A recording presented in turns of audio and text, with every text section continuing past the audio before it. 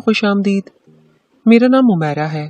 میرے ابا بہت امیر تھے، ان کا اپنا کاروبار تھا۔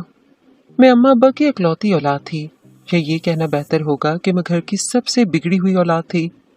میرے چچا ہمارے ساتھ ہی رہا کرتے تھے۔ میرے چچا کی پسند کی شادی ہوئی تھی، تبھی وہ چاچی اور اپنی 3 بیٹیوں کا بہت خیال رکھتے تھے، ان سے بہت محبت سے پیش آتے، اپنی بیٹیوں کو اپنا غرور سمجھتے، جبکہ اماں ابا کو میری اتنی پرواہ نہ تھی، بس وہ مجھے پیسے دیتے رہتے، ان کے لیے یہی محبت تھی۔ جہاں ابا کی میں اکلوتی اولاد تھی، وہاں چچا کی 3 بیٹیاں اور 2 بیٹے تھے، مگر چچا کی بیوی اتنی خوبصورت نہ تھی، اور چچا کے سارے بچے ان کی بیوی پر ہی گئے تھے۔ ان کے مقابلے میں زیادہ ذہین اور خوبصورت تھی، جبکہ میرے چچا کی بیٹیاں اتنی ذہین نہ تھیں۔ ان کی اماں کا رجحان انہیں گھر کے کام سکھانے پر زیادہ تھا، جبکہ میری اماں نے مجھے کبھی پانی کا گلاس پکڑنے کا بھی نہیں کہا تھا، اور میرے مطابق یہ بہت بڑی بات تھی کہ میں گھر کا کوئی کام نہیں کرتی، جبکہ پورا خاندان میرے چچا کی بیٹی کے کاموں سے تعریف کرتے اور میری ذہانت سے۔ میں ہر وقت اپنے چچا کی بیٹیوں کا مذاق اڑاتی رہتی، اور اکثر چچی کو بھی کہتی کہ آپ نے تو انہیں کام والی بنا دیا ہے، کیا ان کی شادیاں نہیں کرنی، کیا ان کو لوگوں کے گھر ملازمہ رکھوانا ہے۔ میں اتنی بد زبان تھی، مگر مجھے ٹوکنے یا مجھے روکنے کی کسی کی جرت نہ تھی۔ میں اپنے گھر پر راج کرتی تھی، اپنی مرضی سے صبح سویرے اٹھنا اور اپنی مرضی سے شام کو جلدی سو جانا، نہ کسی کی خوشی کی چاہت تو نہ کسی کے غم کی پرواہ تھی۔ سب کہتے تھے کہ اس کا دل تو بہت پتھر کا ہے، اسے کسی کے غم سے کوئی فرق نہیں پڑتا، اس کی آنکھ میں ہم نے کبھی آنسو تک نہیں دیکھا۔ مگر پھر زندگی کا ایسا موڑ بھی آیا جب میری آنکھیں آنسو سے لبریز تھیں، میری آنکھیں کبھی خشک ہی نہ ہوئیں۔ میں گھر کی سب سے ذہین اور خوبصورت لڑکی تھی، میں اپنے اماں ابا کی اکلوتی اولاد تھی، پورا خاندان میری تعریف کرتے نہیں تھکتا تھا۔ میرے ابا کو ہر وقت میری پریشانی لگی رہتی، ابا مجھے باہر نہ نکلنے دیتے تھے تاکہ مجھے کسی کی نظر نہ لگ جائے۔ میں یونیورسٹی جاتی تھی، ابا نے مجھے کبھی پڑھنے لکھنے سے نہیں روکا تھا، وہ ہمیشہ چاہتے تھے کہ میں اپنے پیروں پر کھڑی ہوں۔ اتنی محبت اور اتنی اڑان دیکھنے کے بعد مجھ میں غرور سا آ گیا تھا، میں کسی کو خاطر میں نہ لیتی، خود کو نہ جانے کیا سمجھنے لگی تھی، اور غرور تو انسان کو مٹی میں ملا دیتا ہے۔ مجھے ایسے محسوس ہوتا تھا کہ جیسے کبھی کوئی غم میری ذات پر میری زندگی میں آئے گا ہی نہیں، مگر یہ بھی میری خوش فہمی تھی۔ میں نے اپنے میکے میں جتنا راج کیا، میرے ابا نے میرے جتنے لاڈ اٹھائے، خاندان کا ہر فرد دیکھ کر اش اش کرتا تھا۔ چونکہ میں بہت خوبصورت تھی، تبھی مجھے اپنی خوبصورتی پر بہت مان تھا۔ میرے چچا کی بیٹیاں اتنی خوبصورت نہ تھیں، جب وہ ہمارے گھر آتی تو میں ان کے ساتھ بیٹھنا بھی پسند نہ کرتی، اور انہیں اس بات کا احساس دلاتی کہ میں ان سے اونچی ہوں۔ ایک روز میری کزن کی شادی بہت امیر گھر میں ہو گئی تھی، مگر وہ خوش نہ تھی، وہ کسی غریب انسان کو پسند کرتی تھی، اور جب مجھے اس بات کا پتہ چلا تو مجھے کافی حیرت ہوئی۔ میں اکثر اس پر ہنسا کرتی اور اس کا مذاق اڑایا کرتی۔ میرے لیے محبت وغیرہ سب فضول کام تھے، میرے لیے سب سے اہم کام صرف پیسے کمانا تھا۔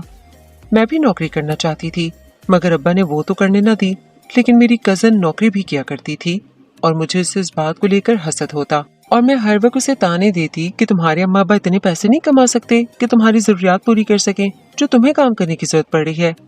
وہ ہمیشہ مسکرا دیتی اور کہتی کہ میں خوش نصیب ہوں جو اپنے ماں باپ کا بازو بن رہی ہوں، میں کسی پر منحصر نہیں ہوں بلکہ اپنی مدد آپ کے تحت جینا جانتی ہوں۔ میں ایک روز اس کے پاس گئی اور اسے سمجھانے لگی کہ ہر چیز محبت سے نہیں ملتی، جب پیٹ خالی ہو تو پیسے کی ہی ضرورت پڑتی ہے، مگر وہ میری بات پر مسکرا بھی نہ سکی، اور کہنے لگی کہ کاش ہر چیز پیسے سے مل سکتی تو یقین کرو سارے جہاں کی خوشیاں میں اپنے قدموں میں لے آتی۔ میں نے اس کی بات پر حیرت سے اسے دیکھا، وہ بے وقوف لڑکی تھی جو محبت کے پیچھے پیسے کو چھوڑ رہی تھی۔ میں نے اسے کہا کہ کہاں تم بدصورت اور کہاں وہ شہزادوں کی آن بان رکھنے والا، اگر وہ تم سے شادی کر رہا ہے تو اسے غنیمت جانو۔ وہ میری بات پر تنزیہ مسکرانے لگی اور کہنے لگی تم کبھی نہیں سمجھ پاؤ گی۔ میری اس کزن کی شادی ہو گئی تو وہ ہر دوسرے دن روتی گھر آتی اور کہتی کہ میری ساس مجھے تانے دیتی ہے کہ تمہیں اولاد کیوں نہیں ہوتی۔ مجھے اکثر اس پر ہنسی آتی، میں اسے کہتی کہ تم تو بانجھ ہو، تمہیں کہاں اولاد ہوگی، اپنے شوہر اپنے سسرال والوں کو یہ تسلیاں دینا چھوڑ دو۔ میری اماں مجھے بہت سمجھاتی ہیں کہ کسی کو ایسے نہیں کہتے، خدا نہ کرے تمہارے کہے الفاظ کہیں تمہارے آگے ہی نہ آ جائیں، مگر مجھے اماں کی بات بالکل ناگوار گزرتی اور میں اماں کو ٹوک دیتی۔ اماں نے میرے لیے رشتہ دیکھنا شروع کیا تو ایک سے بڑھ کر ایک رشتہ میرے گھر آنے لگا۔ ایک لڑکا جس کا اپنا بہت بڑا امپورٹ ایکسپورٹ کا بزنس تھا، اماں کو میرے لیے وہ لڑکا بہت پسند آیا، وہ بے حد خوبصورت اور جوان لڑکا تھا۔ میری قسمت تو پھر ایک بار کھل اٹھی تھی، پورا خاندان واہ واہ کر رہا تھا، خاندان کی لڑکیاں آنکھیں بھر بھر کر مجھے اور میرے شوہر کو دیکھتی۔ رشتہ طے ہوا تو شادی کی تیاریاں عروج پر تھیں۔ میری وہی کزن جس کو میں ہمیشہ باتیں کرتی تھی ایک روز ہمارے گھر آئی اور کہنے لگی، خدا تمہارے الفاظ تمہیں کبھی واپس نہ لوٹائے، ورنہ سسرال جا کر اصل زندگی کا علم ہوتا ہے۔ ماں باپ کے گھر تو سبھی راج کرتے ہیں، جیسے اپنے گھر میں تو بلی بھی شیر ہوتی ہے۔ مگر مجھے اس کی بات بہت بری لگی۔ میں نے اسے کہا کہ اگر کچھ اچھا نہیں بول سکتی تو کم از کم کچھ برا بھی نہ کہو۔ میں صحیح معنوں میں ڈر گئی تھی۔ وہ میری بات پر کہکا لگا کر ہنسنے لگی اور کہنے لگی کہ خود پہ گزر رہی ہے تو تکلیف محسوس ہو رہی ہے، مگر جب تم میری شادی کے وقت ایسی باتیں کرتی تھیں تب تمہیں احساس کیوں نہیں ہوتا تھا؟ اپنی کزن کی بات پر میں بالکل خاموش ہو گئی۔ وہ سچ ہی تو کہہ رہی تھی۔ اب میں ہر وقت یہی سوچتی رہتی کہ نہ جانے شادی کے بعد کیا ہوگا۔ مجھے ہر وقت اپنی کزن کی باتیں اپنے کانوں میں گونجتی ہوئی محسوس ہوتی۔ میری شادی ہوئی تو میرا شوہر بہت سنجیدہ طبیعت کا تھا۔ پہلے پہل تو مجھے اپنے ساتھ لے گیا، مگر میری طرف موڑ کر بھی نہ دیکھا۔ میرا شوہر پورا ایک ہفتہ گھر سے غائب رہا۔ میں اکیلی تنہا اپنی ساس کے ساتھ گھر پر موجود رہتی۔ میری ساس مجھے حوصلہ دیتی کہ پریشان ہونے والی کوئی بات نہیں ہے، اللہ سب خیر کرے گا، تمہارا شوہر کسی کام سے گیا ہوا ہے، واپس لوٹ آئے گا۔ میں ہر وقت روتی رہتی اور پریشان رہتی۔ اب مجھے اپنی کزن کی تمام باتیں یاد آتی کہ وہ بالکل ٹھیک کہتی تھی۔ مجھے اپنے شوہر سے محبت ہو گئی تھی۔ اب تو مجھے روپیہ پیسہ کچھ نظر ہی نہیں آتا تھا۔ اب تو میں اپنے شوہر کے بغیر بھی نہیں رہ سکتی تھی۔ ایک روز شام کا وقت تھا، باہر تیز بارش ہو رہی تھی۔ میں تنہا کھڑکی میں بیٹھی تھی جب ایک دم گھر کا دروازہ کھٹکنے کی آواز آئی۔ میں جلدی سے دروازے کے پاس گئی اور دروازہ کھولا تو سامنے میرا شوہر موجود تھا۔ اس نے میری طرف دیکھنا بھی گوارا نہ کیا اور بغیر سلام کا جواب دیے گھر کے اندر داخل ہو گیا، سیدھا اپنے کمرے میں چلا گیا۔ اب تو جیسے میری بھی بس ہو گئی تھی۔ میں اپنے کمرے میں گئی اور اپنے شوہر کا گریبان پکڑ کر اسے جھنجھوڑنے لگی اور اس سے پوچھنے لگی کہ میرا کیا قصور ہے، میرا کیا گناہ ہے، کیوں میرے ساتھ ایسا رویہ اختیار کیا ہوا ہے؟ شادی کو بھی وقت ہی کتنا ہوا تھا، ایک دن کی دلہن کو تنہا چھوڑ کر نہ جانے کہاں چلے گئے، اور اب آئے ہیں تو دیکھنا بھی گوارا نہیں کر رہے۔ مگر میرے شوہر کے اگلے رد عمل پر تو میری روح کام گئی جب وہ مجھ پر دھاڑ پڑے اور کہنے لگے کہ میں تمہارے لیے یہاں پر نہیں بیٹھا رہ سکتا۔ میں روتے ہوئے اپنے میکے واپس آ گئی، مگر میری کزن وہاں موجود تھی۔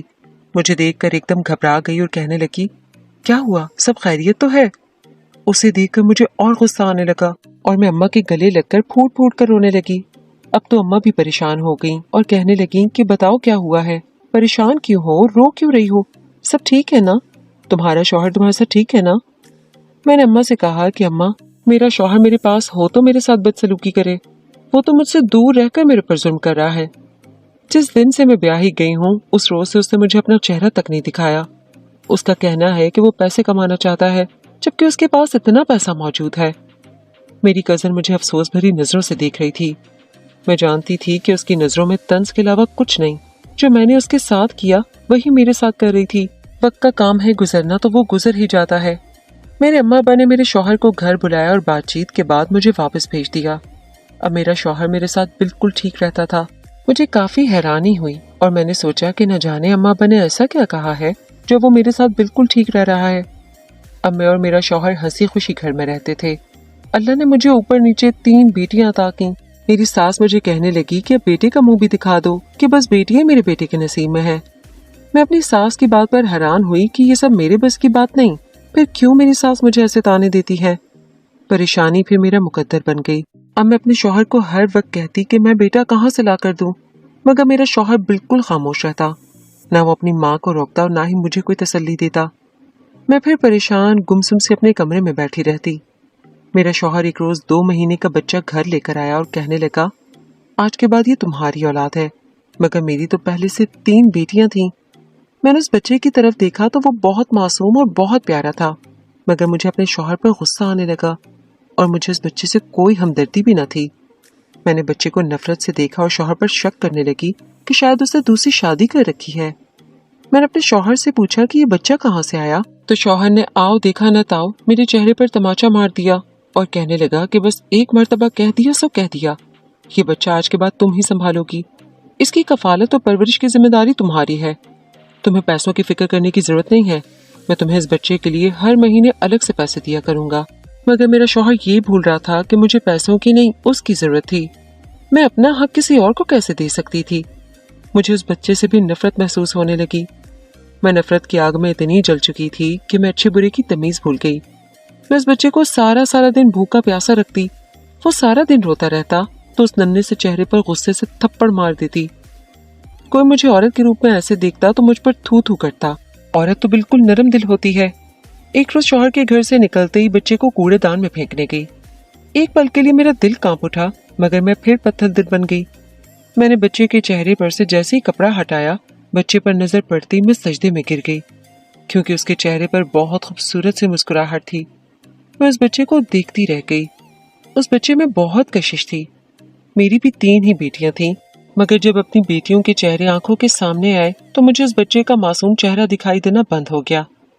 मैंने उस बच्चे को कूड़े में फेंका और घर की तरफ रवाना हो गई, मगर दिल भी बहुत घबरा रहा था। मैं घर गई तो सामने एक और कयामत मेरा इंतजार कर रही थी। मेरा शौहर तन फन करता इधर उधर चक्कर लगा रहा था। मुझे बहुत हैरानगी हुई और खौफ भी महसूस हुआ। जब मैंने अपने शौहर से पूछा कि क्या हुआ, सब खैरियत तो है, तो मेरा शौहर कहने लगा कि बच्चा कहाँ पर है। मगर मैंने ऐसे जाहिर किया जैसे मैं बिल्कुल अनजान हूँ, मुझे तो कोई इल्म ही नहीं।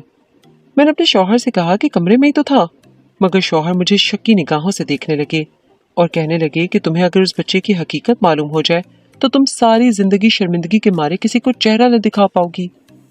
मेरा शौहर इतना कहता कमरे में चला गया। मैं उन्हीं कदमों पर वापस कूड़ेदान के पास गई, मगर मेरी हैरत की इंतहा न रही जब वहां से बच्चा गायब था। मैं एकदम परेशान हो गई और बच्चे को इधर उधर तलाश करने लगी, मगर बच्चा वहां कहीं मौजूद न था। रात का अंधेरा छाता जा रहा था जब मैं जल्दी से वापस घर आई और सीधा अपने कमरे में चली गई। मेरे चेहरे की हवाइयां उड़ी हुई थीं।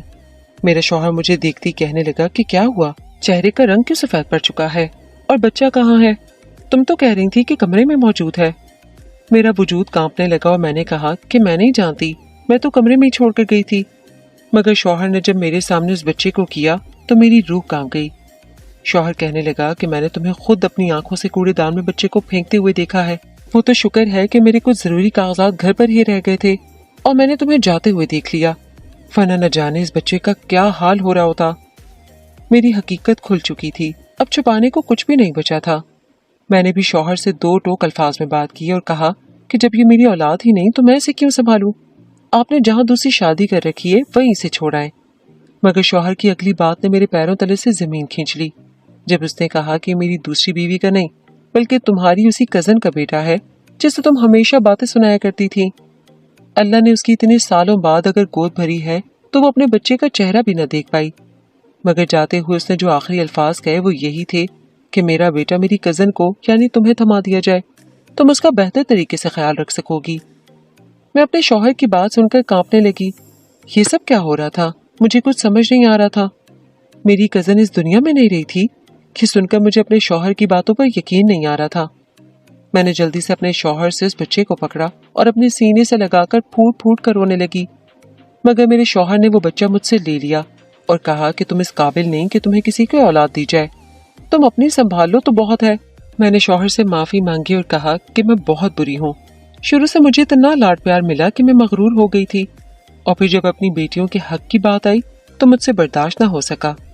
मगर मैं वादा करती हूँ कि आज के बाद ऐसी कोई गलती नहीं होगी।